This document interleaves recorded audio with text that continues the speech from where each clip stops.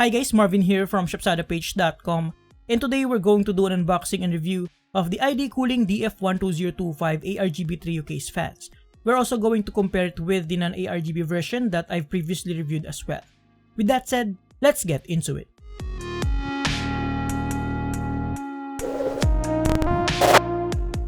Alright guys, so we have here the packaging for the ID Cooling DF-12025, and this is the ARGB version. So this has addressable LEDs, as you can tell with the image preview here in front. At the back of the box, we have the key specifications in different languages, and we have the actual details here at the right side. As I've mentioned, I also have the non-ARGB version that I previously reviewed earlier this year. And their packaging is actually almost identical with just different image preview representing their RGB implementation. So let's see what comes in the package of the ARGB version and check out if there's any significant difference with the non-ARGB version for those of you who are curious. Alright, so first thing out of the box is the user manual, and then we have here a small box and the 3 individual packagings for the 3 case fans. Let me just remove all of them out of the box here. As you can see, this is manufactured in Shenzhen, China, like most electronic devices in the world.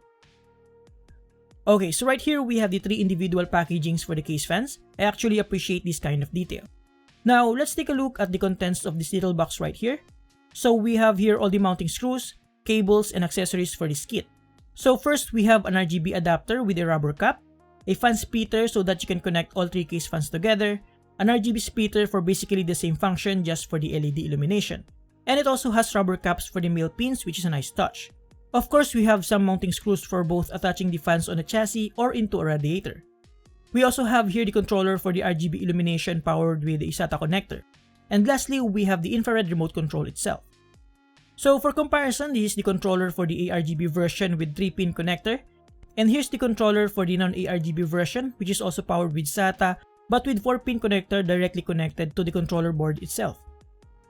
And now here's the infrared remote controller for the ARGB version. And then this is for the non-ARGB version. As you can see, the package contents are almost identical with just minor differences for their RGB implementation. So here's the fan itself. It looks exactly the same as the non-ARGB version but without the anti-vibration rubbers. We have the same translucent fan blades with an ID Cooling logo at the center, and at the back of the fan we have the technical information such as its voltage and ampere ratings. In terms of the connectors, it has a 3-pin ARGB connector and a 4-pin fan connector. Overall, as I said, it looks exactly the same as the non-ARGB version. One distinct difference though, as far as I can remember, is that the non-ARGB version already has the anti-rubber vibration pre-attached. But this ARGB version comes with the anti-vibration rubbers unattached but included on the package. I guess it's okay so that users have the option whether to use them or not. In terms of the specifications, both versions have the exact same specifications, so if you want to know its performance, you can check out my review of the non-ARGB version here. Now before we finish this video, of course we have to take a look at the lighting effects of these case fans and their differences. So here are all the lighting effects for the ARGB version.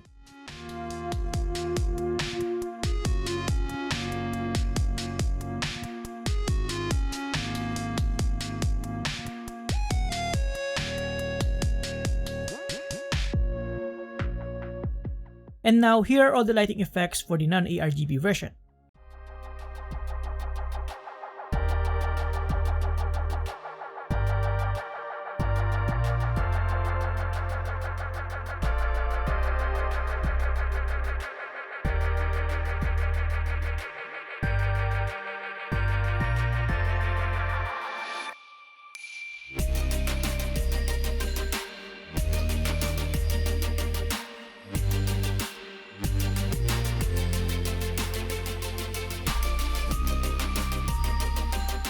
Both versions can be controlled using your motherboard, and the lighting effects will highly depend on the features and capability of their software. For the ARGB version, I was using Gigabyte's RGB Fusion 2.0, which is pretty basic actually, and for the non-ARGB version, I was using MSI's Mystic Light.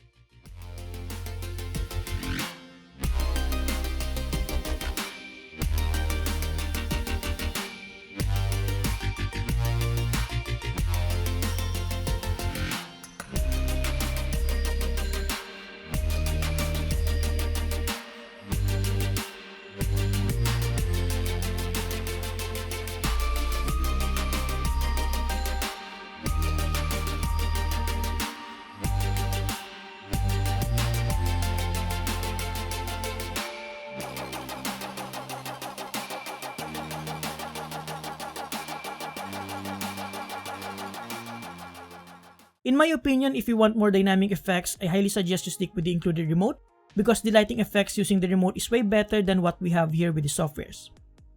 As you can see, the ARGB version's lighting effects are much better, vibrant, and can produce different color combinations and effects, unlike the non-ARGB version which can only produce one single color at a time with just variations of breathing and pulsating effects. Another key difference is with the brightness. The ARGB version's illumination is brighter than the non-ARGB version as you can see here with the radius of the illumination, especially with darker colors like red as you can see here. So I guess the main takeaway and as a conclusion for this video, if your motherboard has 3-pin 5V addressable RGB header, then definitely go for the ARGB version. But if not and your motherboard only has the 4-pin 12V RGB header, then you can opt for the non-ARGB version. But since most motherboards' RGB software isn't that great at all compared to what the included remote can produce in terms of lighting effects, I still highly recommend you go for the ARGB version and just use the included remote.